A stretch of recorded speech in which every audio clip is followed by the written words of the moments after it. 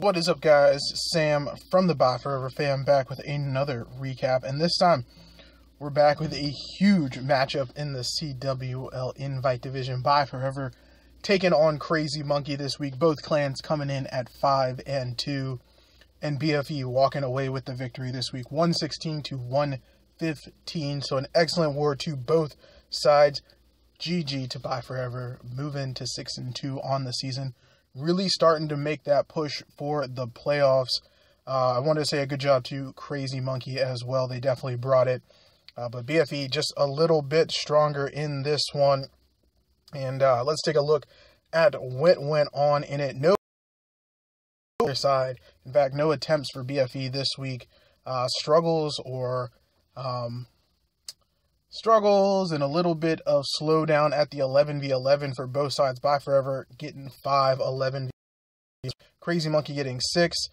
Both clans clearing the 11 or the 10s with their 10s and a few dips. Only 3 dips total on the 10. So a very nice job to both sides. But BFE getting it done in this one. Going for those dips at the end. So picking up the dips at the end is what really went for. It looks like Crazy Monkey went for the percentage. Just didn't hit the V12 at the very end of this one. But let's jump into a couple of replays in this one, because that is what we are here to see. And like I said, no 12v12. So we're going to start it off with the 11v11s this week. And first up, we've got here going in here, and we've got a little bit of that kill squad in the Lalo style hit. Interesting base layout here. I do like it. The town hall way out exposed on the edge, but not really going to slow down Vamp here. Comes in here, got those whizzies doing the funnel, got the baby drag doing his little bit of funnel. There are the heroes coming in behind that wall record. Now it's taking a beating. It's probably go down right in this compartment. So that is going to be a little bit unfortunate for him. Goes ahead, gets that rage spell down, freezes up that multi-inferno, and let's go, Queen. Queen needs to turn around. She needs to get herself into the core of this base. You can see she gets the enemy Queen, tags her from the outside, then re-wraps in, and everyone continues to push through. So very nice push that we've got here. We've got the CC handle. We're going to get that multi-inferno handled shortly. And there is that Warden ability. Now you can see that's after all the bowlers and everything are already dead. So that's a little unfortunate. Obviously was trying to wait on that Queen, but here we come in. There goes the Lalo in from the 6 o'clock area. So go hounds, go. Looks like we got 2 hounds in this one, a bunch of loons. Now flying right over this eagle, doesn't have a rage for it, but really not going to matter in this one. You can see the eagle is going to get a couple shots off on those loons on the outside. They go down quickly, but so does the inferno. Pushing to this backside, inferno goes ahead, gets that heal spell down, very nicely done. And the haste spells pushing everybody through. All we've got left are those 2 wizard towers to worry about, but still a hound up. You can see a disco going on here with that tornado trap. It actually helps out a bit, helps that hound actually catch up and get in front of a few of these loons. And you can see it's going to take the right there, end up popping on the test, and that is going to do it for this one. So an excellent job to Vampire in that one, finishing it up. The cleanup was well underway. So we don't have too much to worry about there. And BFE continuing to go strong. Like I said, some struggles this week, 11v11 for both sides. So to see these couple go in were absolutely huge. And let's see who we've got next. I think I wrote... So we got Real Lou moving in on this one. So Lou coming in, doing it a little bit differently. So we've seen the Lalo, now we're on to the Hogs. And Lou gonna do it again with the kill squad. So starting to see the incorporation of kill squads once again at the town hall levels. With the tornado trap coming in, I would say it's definitely cut into the ability Lalo. If you can get that blimp in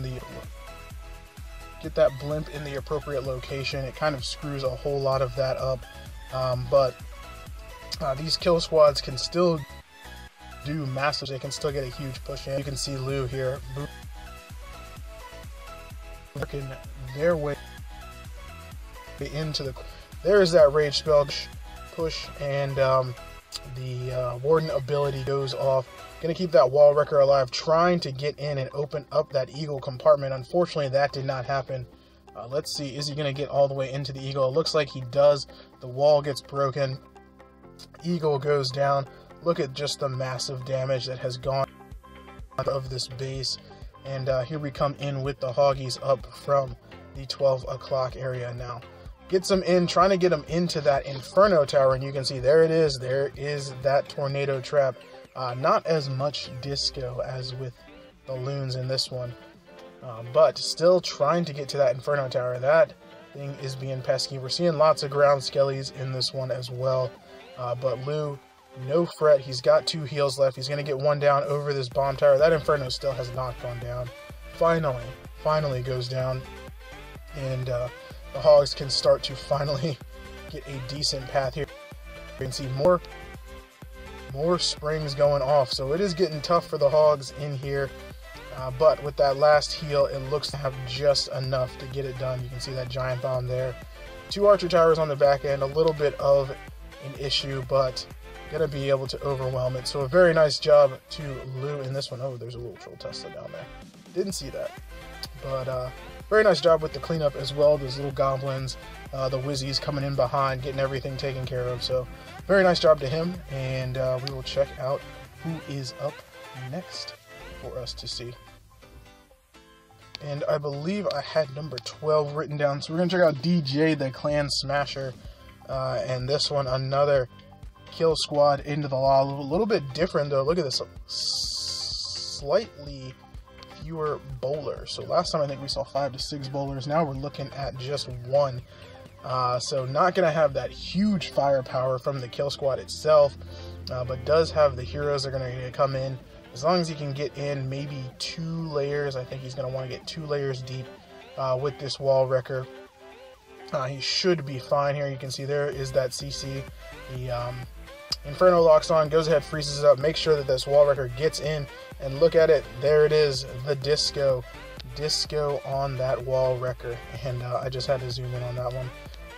But bowlers pop out, so we're finally getting a little bit more of that firepower. There is that Warden Tome to help everybody, and it looks like we should, if the Queen doesn't do something foolish like she is doing now, should get the Eagle. Still gets it. Looks like the Barbs and a couple of bowlers really got it. The Queen popping to the outside actually might help out a little bit with this Lalo pathing, but goes ahead, elects to get the Lalo down, ready to try to engage, get this Queen to stay up for some cleanup work, and that first hound went down extremely quickly, but the loons thankfully are on the air defense. Here we go, pushing to try to get into this second one, and we do have some air targeting defenses on this back end. Double Teslas, we got a wizard tower in there. There's a whole lot that could be mad. Look at all of those loons still up. DJ absolutely slicing through this base, and there we go with that last haste spell. Got to get the air defense, and then of course that X-bow, and that's really it. Those cannons obviously not going to do anything. Queen does stay up the entire raid, it looks like, so excellent work to DJ in that one, finishing us up on the 11v11 action. So very nice job to DJ and to the ByeForever squad as a whole there. And let's move down and check out 1 or 2 of these 10v10. So I think I had Trip written down first. Yes, I did. And loving this. These have got to be my favorite troop in the game at the moment. The miners, I think they are so powerful at so many different town hall levels. But Trip going in here with the mass miner, 40 miners plus that Wall Wrecker. I don't remember what he had in the Wall Wrecker, to be honest with you. But look at him, how he's using the Wall Wrecker really to set this funnel. I like that. That is... and then obviously, as the Wall Wrecker is doing the tanking, there comes the King. He's setting up the other side of the funnel. And then here we go in with all of these miners. Side-by-side heals as the miners push into the base. What comes out of there? Is that some miners and a Hoggy? Miners and a Hoggy. Freeze spell on the Queen. Inferno needs to go down. There we go with the next heal. Where is that next one? There we go. So overlapping heals there in the core. of the base. Obviously, that Lava Hound going to play no role. Still has the King ability. That should be going off here shortly. And look at the miners continue to slice through. The last heal goes down over really the only defense that matters, or the only cluster of defenses that matters in those doubles and the Inferno Tower. But as soon as that goes down, that is it. Actually, King ability not going to be necessary in this one. Very nice job to trip smashing through that maxed out Town Hall with no issues. So wonderful stuff. Love to see it, especially seeing those miners. Yeah, I think it's awesome. I think it's awesome. So who is up next? Who is up next? Mitchell. I have not called Mitchell's name in quite a while, but he is coming in with this overpowered Town Hall 10 attack strat, and it is, of course, the Electrone, or the Ghost E-Drag, or the Ghost Clone. I have no idea what they're calling it these days, but here he goes in. He went in with that Scout Loon. I have no idea what that Scout Loon was supposed to do, but Mitchell apparently knew, because look at this. Everyone moving in. There we go, in with all of those balloons. That Electro Drag is in there. Needs to turn around, get on that Queen. Under Rage, boom, one shot. She is done. See you later. And gets the Multi-Inferno as well. So, very nice opener. Got quite a bit of the base, 24% of the base taken out. The King, obviously, he's going to walk in. He should be able to grab these 2 Teslas on his own, but obviously those Skellies popping, causing a little bit of issues for him, but shouldn't be too much. King ability goes off. There is the Queen. She's going to continue to walk behind, and I don't actually know she is going to do as far as defenses is concerned. Looks like she's really just going to be getting some cleanup, but really not too much left, honestly, in this base. You can see those 2 air defenses that are down at kind of 4 and towards the 6 o'clock area. Oh, Queen steps up. Oh, she grabs that air defense. So that's perfect. Now the loon pathing is set up beautifully. I mean, look at this. Really like a strip to just run all of these loons into, and he just kind of clockwise deploys the loons around, lets them work their way in. Still 5 left in the bag, but really nothing that can handle these loons. I mean, look at, there's 1 wizard tower left in the base at this point. The Inferno is down. He's lolling behind a sweeper. This base got absolutely wrecked by Mitchell. Queen ability intact. The worst thing that happened was those red bombs to those minions. Really, that's it. This one was smashed from the very start. So what a hit from Mitchell. Absolutely comes in and smashes this one to hell. And nothing else that I can really say about it. So wonderful job to him.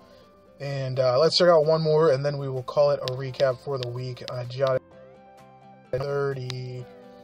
So we will see it's Armor Queen, aka Chad. And Chad, welcome back to the ByeForever squad. And we've got a Suilalo coming in. Suilalo with the Skelly kill on the Queen. So you know it's going to be a beautiful one. I just wanted to give a shout out while this replay shows in the background. Shout out to the guys and girls from ByeForever, absolutely tearing it up. Like I said, moving to 6-3 on the season. I do not actually know what the playoffs look like. I do know I think SL has 1 loss. There's a couple of other 1 to 2 loss clans out there. So BFE should definitely be in the playoff hunts for this one. So excellent job to them. Next week, ByeForever is taking on Bangladesh. Bangladesh 7-1 on the season. They moved up from Premier last season, absolutely smashing it. So look forward to a hell of a war from that one.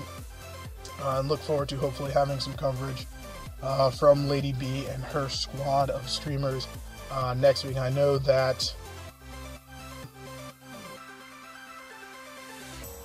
Crazy Monkey didn't want too much of the stream coverage this weekend, so B taking a backseat on that one, taking on VM and covering some of the 11 original and other stuff over the weekend. So she still did a wonderful job, but definitely will be excited to have her back covering BFE next week. And Chad absolutely went through and smashed that. As I was talking about everything else, he did get the Skelly kill on the Queen despite dropping one of his Skellies on the outside mortar. Not sure what that was about, but Chad absolutely smashing it and doing the Suilalo and finishing up, I think, with 2 unpopped hounds. On a Suilalo, that could be deadly as far as the cleanup is concerned, but Chad doesn't worry about it. He gets it done. That archer tower goes down, and then obviously this one slows down quite a bit. But Chad and the ByeForever squad absolutely smashing it this week. So one last time, GG to the guys and girls over at Crazy Monkey. Was a great war. Good luck on the rest of the season. ByeForever 6-2 on the season in the playoff hunt, moving forward, and can't wait to see what we have next week against Bangladesh. But that's going to do it for the recap, guys. Hopefully you all enjoyed it. If you did, you know what to do. But yeah, I'll see you guys on the next one. Peace out.